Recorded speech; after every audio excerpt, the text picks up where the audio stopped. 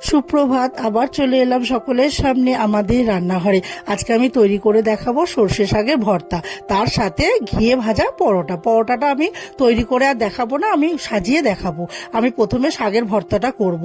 একটু পালং শাক নেব সর্ষে শাকের সাথে, আর রসুন কাঁচা লঙ্কা দিয়ে গরম জলে ভাপিয়ে নেব, নিয়ে ঠান্ডা করে ওটা শিলনোড়াতে আমি বেটে নেব।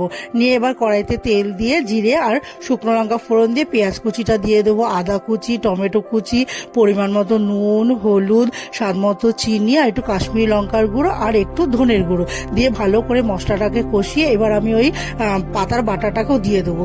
দিয়ে ভালো করে একটু নাড়িয়ে চাড়িয়ে যখন একদম ভর্তাটা হয়ে যাবে তখন আমি বাটার দিয়ে ভালো করে নাড়িয়ে চাড়িয়ে নামিয়ে নেব। তাহলেই তৈরি হয়ে যাবে আমার সর্ষে শাকের ভর্তা, তার সাথে ঘিয়ে ভাজা পরোটা।